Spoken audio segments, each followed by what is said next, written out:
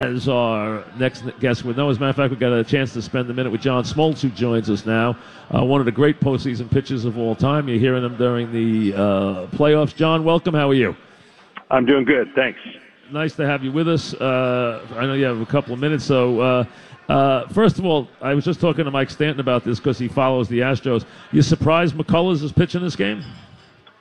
I'm not surprised. I was surprised only because maybe the lack of use down the stretch from him, but he really does match up better from a standpoint of a guy, you know, being a starter, knows his routine, spins the baseball extremely well, has good success or has had good success against the Yankees. It's just all signs were pointing towards Peacock. So that's why I think more people were surprised that Peacock didn't get the start, but he'll be used today alongside of McCullers. And this is truly going to be more of a bullpen game for the Astros.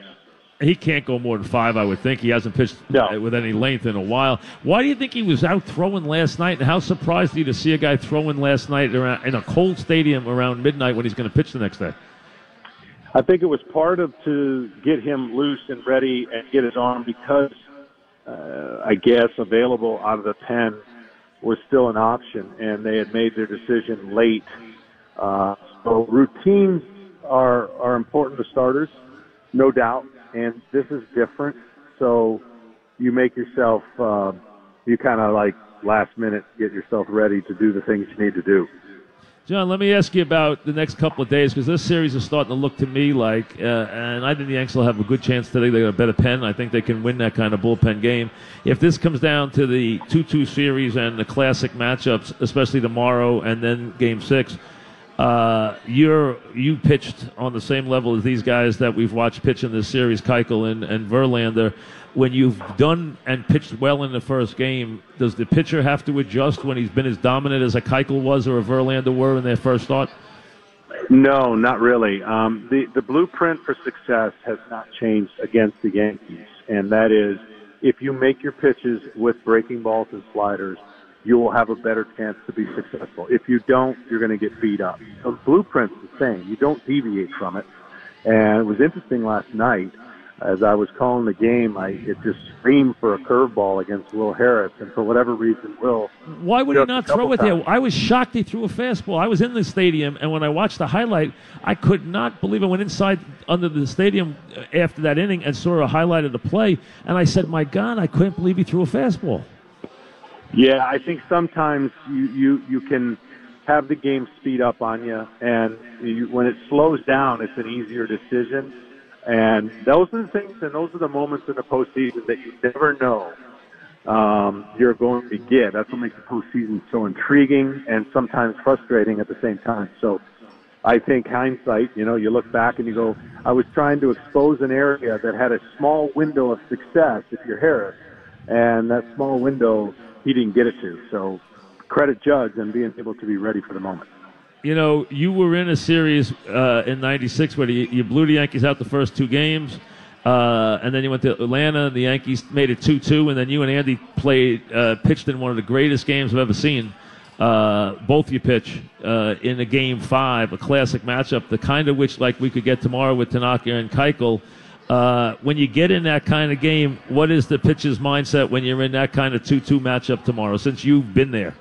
Yeah, it's amazing because you never want to make a mistake. You want to try to let the other team crack first, right? You don't really pitch against the other pitcher, but you really kind of do because you know the other pitcher's not going to make it easy for you or give you much. And so I think the hardest thing to do actually is when you're in these kind of games, and I was fortunate enough to be in a lot of them, if you get runs early, it can kind of mess you up.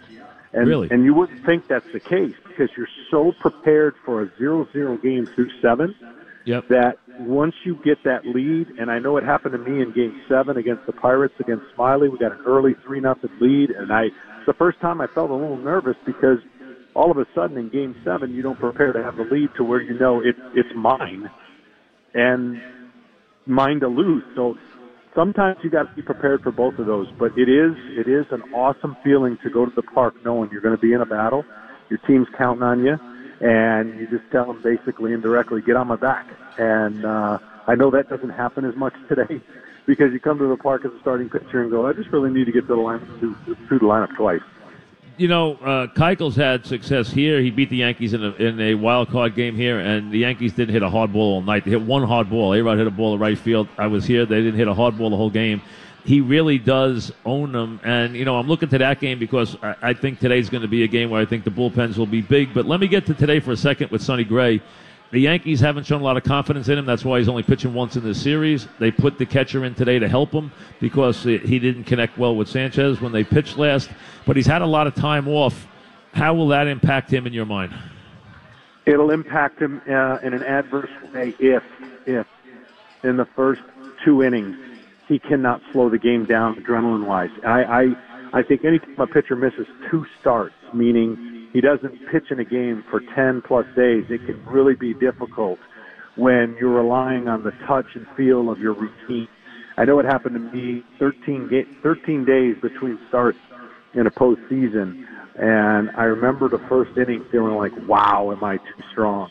And that can be the byproduct of that rest. Now, I know he's simulated a game and some side sessions, but I would think that the first or second inning would be huge for him to know in confidence that I got the touch on my changeup.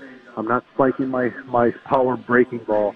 But I'm telling you, people are going to be, to what you just said, this is a great pitcher. And he has not had much luck with the runs. In the postseason period, I don't think he's been given a run. And then really for the time with the Yankees, he wasn't given many runs. And as a newcomer coming in, you try to pitch perfect. And if you always try to pitch perfect and you're not giving much run, it can snowball on you. So I'm a big Sonny Gray fan. I think he's one of the best pitchers in the game that just got traded and ran into a little bit of a hiccup here or there. And to your point, if the Yankees are going to get back in this series, I think Sonny Gray takes them a long way. Yeah, and listen, I think the bullpen matchup would help the Yankees. I'm not in love with the Astro pen, especially if you compare it to the Yankee pen. I think the Yankees will do well against that pen. The thing is, I think the Yankees are going to have to figure out a way to dent the 2 great starters if they're going to win this series. So, I mean, I expect the Yankees to play well today. Be surprised if they don't, which will set up tomorrow, which would be wonderful. But still, we'll see what the Astros can do today because, let's be honest, the Astros haven't hit it all in this series. No, they haven't. It's the thing no one's talking about because what gets the focus, and rightfully so, is the tremendous bullpen that Joe Girardi and the Yankees have. But their starters are the reason they're even here. Down 0-2 to Cleveland, their starters dominated their lineup, and their starters really, if you think about it, have dominated a good, one of the best lineups in baseball. They only have 15 hits, John, in 3 games, the Astros. Yeah, it's been a great job of making them expand the zone. This is the best team I've seen at not expanding the zone. They hard to strike them out. And they do a great job owning the strike zone. So that's the one thing that the Yankees have exposed. I thought CC did a nice job, and the little out of character for the Astros lineup. They could have got even more walks than they did yesterday because they really don't. They don't strike out. They went from the worst in baseball the last couple of years to the best. That's a great transformation. No team since 1918 has been able to do that. John, every time the Yankees shut one of these teams down, they credit their advanced scouts and the scouting reports and how they pitch the things, and they did that the Cleveland series. They do it all the time. How much does a guy with ability like yourself, is he aided or does he pitch to the scouting report? Yeah, a combination of both. I think it's valuable, especially when you have like-minded type guys, meaning it would do me no good if I didn't put myself in the categories of the other pitchers that are kind of like me. That's who I watch video-wise if I didn't watch my own self play against that team I'm pitching. So, yeah, if you can get information, you've got to be able to credit that information with compatibility, though. I mean, it would be like saying, Randy Johnson's fastball and Keuchel's, and comparing the two and making that would not be good. That would not be good for Keuchel because it's 97 versus 89, 91. So if you can get matched up with guys that throw similar stuff, then that scouting report is going to go a long way. Talking with John Smoltz, of course, who does the games, and obviously one of the premier postseason pitchers of all time as we get ready for a game number 4 this evening, this afternoon at 5 with McCullers against Gray, and a game 5 tomorrow with Tanaka home, where he pitches very well against Keuchel, who is a Yankee killer. Did the Yankees dent the Astros psyche with last night, or do they still feel very comfortable because they're up 2-1, knowing they got the big pitchers sitting there in games 5 and 6? Well, I can tell you this. Nobody wants to play a Game 7. So you're playing with basically one game of error if you're the Astros. You don't really want to play Game 7. And, of course, the Yankees love to play a Game 7 if that be the case, or if they win the rest of like they did against us in '96, which I still can't get over, but that's another story. Still my favorite series of all time. Still my favorite series. Well, it is because you beat the heck out of them so badly, and then the comeback games, the Leyritz home run, your classic game with Andy, which was, you told me once, the best game you ever pitched. Do you still stand by that? That was your best game you ever pitched? Oh, 100% under the circumstances. That was approaching my 300th year on a year. '96 was a dream come true. I was exhausted. From the first inning on, I had nothing. And I basically, through the help of Tom Glavine, after each inning, he goes, you're tricking them, you're fooling them, keep doing it.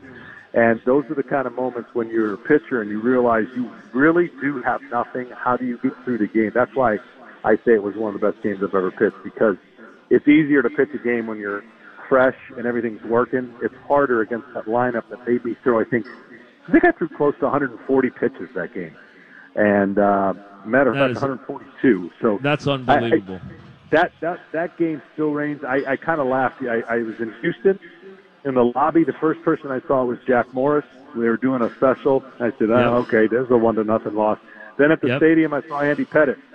I'm like, where are the other guys? Where are the other starting pitchers to make me feel better? I see two guys in less than 5 hours, and they're both 1-0 loss. Hey, unbelievable games. Two of the greatest games I've ever seen. Plus, people talk about a loud stadium. The loudest Yankee Stadium, and I've been there thousands of times. Game 6, Girardi triple against Maddox is the loudest I've ever heard at Yankee Stadium, and that includes Mickey Mantle Day. That includes anything. That night in '96, they shook the stadium down after that Girardi triple. It was unbelievable. I used to tell people they say, what's the hardest place you used to play in, or where is it? And by far it was Yankee Stadium back in the day, because not only were you intimidated by their fans and they were on their feet all the time, when I was warming up to get ready for Game 1, there were professionals down there heckling you and do things that your mom didn't know. And I actually a couple times just laughed. I turned around going, wow, where did you get that and how did you know that? But, this environment, at least for me in the Cleveland Indians series, Game 3 was as loud as I've heard it here at this stadium in quite some time, and it follows up with Game 4. So maybe the fans obviously knew the desperation of what had to happen, and they were pretty loud. They were really loud here in the Indian series. I got to ask you one for my wife about your golf game for a second, because she was reading a story about you recently, and we know what kind of golfer you are. You're a scratch golfer. How much does your golf game suffer during these playoffs when you're busy working? Very much so. When I get to October, I know I'm pretty much not going to play much. It is the time I love about baseball, and I do love what I'm doing here, but it takes a while to recover once the season's over. I do find time, getting here in New York. I've played a couple great courses already, and I get time to go out there and play, although I don't travel. Have you played this week? Have you played this week? Yeah, I played Sunday. About 27 holes, and I played while we were in the Indians series back here, because the one good thing about coming here is I work for the network as well, MLB Network, and I keep my set of clubs at the network. So when I'm in New York, I've got access to clubs. Otherwise, and John's a plus 1.7 if you want to know, folks. So you're talking about a great golfer. What's your favorite course up here? There's so many. Can I just tell you, when I got to New York and I was a young player, I didn't leave the hotel. I was nervous. I didn't know where to go. It was hard to go to and fro. And then next thing I know, there are so many great golf courses that I can't wait to get here. From you name it, Wingfoot to Hudson National, the Deepdale, Garden City Club, Somerset Hills. I could go on and on about the golf courses that are here in the city. And so once I learned about it, New York I had the car services lined up, I had all the members lined up, and I played golf every single day during the year that I did not pitch a game in New York, because it was so good. Well, a couple of places I play, I know the guys used to always say we sneak those brave pitches on here all the time. So you guys had pretty much carte blanche everywhere to play. As you played in a group. You Maddox and Glavin played all the time together, right? We did. I was the kind of golf concierge. I set it up. They just knew they needed to be in the lobby at a certain time. If they didn't show up, I set them up with a fine, because if they told me the night before they were playing and then canceled in the morning, they had to pay a fine. But no, it was so much fun, and we've had so many nice people and so many great members. The early days was not easy, because I'd pick up the phone and call, hey, this is John Smoltz with the Atlanta Braves, and I almost get a click, when you're losing 100 games. But then once we started winning, it became a lot more fun, and we ended up playing about 73 of the top 100 golf courses during the year, just the cities that baseball took us to. That's unbelievable. We're talking with John Smoltz, of course. You see him on the national games, and obviously one of the great postseason pitchers ever. CeCe, are you shocked to see him pitch this well? I got to admit I am, and I watch him all the time. He's pitched better in the postseason than I ever thought he could pitch.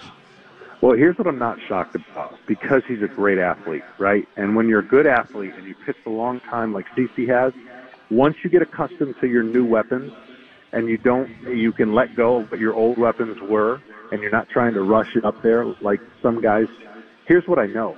You're not going to see that today's style pitching anymore. Guys who are blessed with what CeCe had, they're not given the opportunity to learn how to pitch. If they lose their fastball, you won't see them anymore. CeCe pitched long enough in a time where he knew how to pitch with his stuff, and once he got healthy with his knee, I said it about a year and a half ago, I said, watch what this guy learns how to do. Just give him time. Everyone writes everyone off. They did the same thing with Verlander, actually, a couple of years ago, a year and a half, when he hit lulls or hit the skids. And I said, no, that doesn't work with guys like this who are good athletes, gifted mechanically. Once they get reconnected with it, they will know how to pitch with it, and he has not surprised me at all.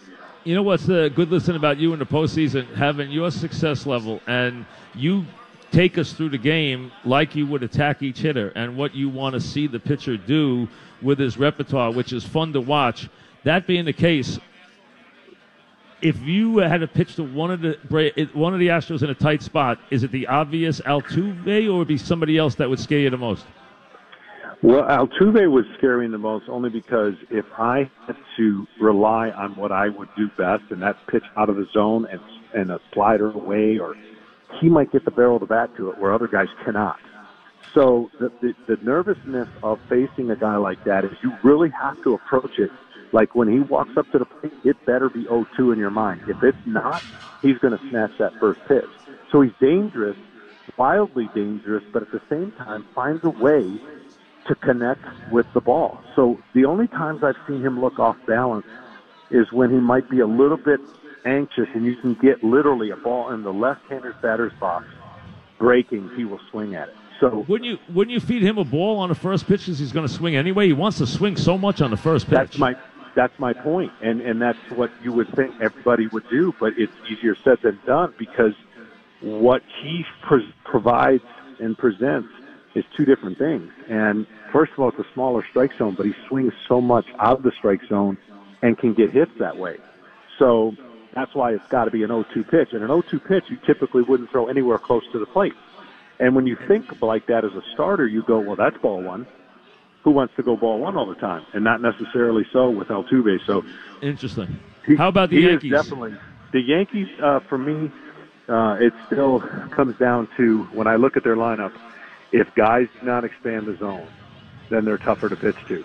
And right now, for the Yankees, I would not want to face Gardner with a runner on second or a runner out for less than 2 outs. Would not. That's why he has been so difficult. I think he's got like 55 foul balls in this postseason. That just frustrates the heck out of a pitcher, because you're making your pitches and you just as soon get him out quicker. So if he can continue to do that, I don't think he's been in too many situations that I just did like that where runners are on. Not that many. Yeah. But when he did it in the Indian series, it worked for him. I mean, even with 2 out, it did it. He had the classic at bat 12 pitches and got the hit. I mean, that was a big hit in that game. No question. Exactly right. Yeah. Exactly Thanks right. Listen, I know you got to run. Thanks very much for your time, John. Very much. Appreciate it. My pleasure. Thank you, John.